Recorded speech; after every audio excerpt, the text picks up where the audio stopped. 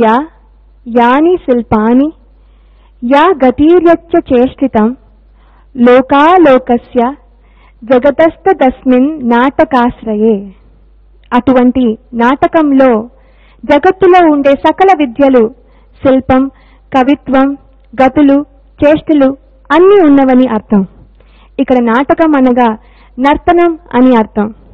ఇప్పటి వరకు జరిగిన పలు ఆవృత్తాలలో మన అభ్యర్థులు ఎంతో పోటాపోటీగా నర్తించి మన వాళ్ళ ప్రతిభను నిరూపించుకున్నారు.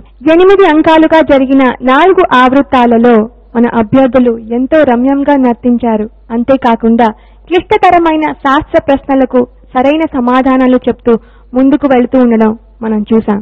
తొలి అంకంలో 32 మంది అభ్యర్థులతో మొదలైన ఈ పోటీ 4వ ఆవృత్తంలోని చివరికొచ్చేసరికి కేవలం 9 మంది మాత్రమే మిగిలారు. ఈ ఆవృత్తంలో ఆ 9 మంది అభ్యర్థులు పోటీ పడనున్నారు. అంటే ఈ ఆవృత్తంలో జరిగే 8 అంకాలు చివరికొచ్చేసరికి కేవలం 4 అభ్యర్థులు మాత్రమే పోటీలో నిలుస్తారు. అంటే ఈ ఆవృత్తం అత్యంత క్లిష్టతరమైనది, కీలకమైనదన్నమాట. ఇక్కడ శాస్త్రానికి సంబంధించిన క్లిష్టతరమైన ప్రశ్నలను కూడా మన న్యాయ నిర్ణేతలు మన అభ్యర్థుల్ని అడుగుతారు. అంటే వారికి శాస్త్ర జ్ఞానం ఎంత మెండుగా ఉందో కూడా ఇక్కడ పరీక్షిస్తారు. శృతిలయలు కార్యక్రమంలోని చిట్ట చివరి ఆవృత్తంలో మనం ప్రయాణిస్తున్నాం. అత్యంత ప్రేక్షకాదరణతో నిరాఘాటంగా సాగుతున్న ఈ శృతిలయలు కార్యక్రమంలో నాట్యం చేయడం మాత్రమే కాకుండా శాస్త్ర అవగాహన కూడా మెండుగా ఉండాలని మరోసారి ఇక్కడ మీకు గుర్తు చేస్తున్నాము. ఈ అంకంలో 2 అంశాలు చేయమని మన న్యాయ నిర్ణేతలు అభ్యర్థిని అడుగుతారు. అయితే వారు ఇప్పుడు ఎలా చేస్తారు అనేది మనం ఇంకా ఏమాత్రం ఆలస్యం చేయకుండా మన కార్యక్రమాన్ని చూసేద్దాం.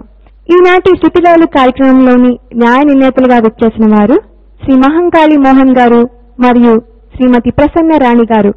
వారు మనకి శృతిలయలు కార్యక్రమంలోని పూర్వం అంకాల ద్వారా సుపరిచితులు. మరి ఇవాల్టి కార్యక్రమం ప్రారంభిద్దామా? శృతిలయలు కార్యక్రమంలో చిట్ట చివరి ఆవృత్తంలోని తొలి అంకంలో రాబోతున్న తొలి అభ్యర్థి వేదవతి గణేష్. వేదవతి, నువ్వు చేయవలసిన అంశాలంటే తెలుసుకున్నాం. మేడం, తను చేయవలసిన మొదటి అంశం చెప్పండి. ఎవడే క్షేత్రయ పదం చెయ్యమ్మా.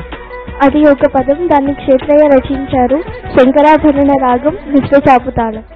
ఎవడే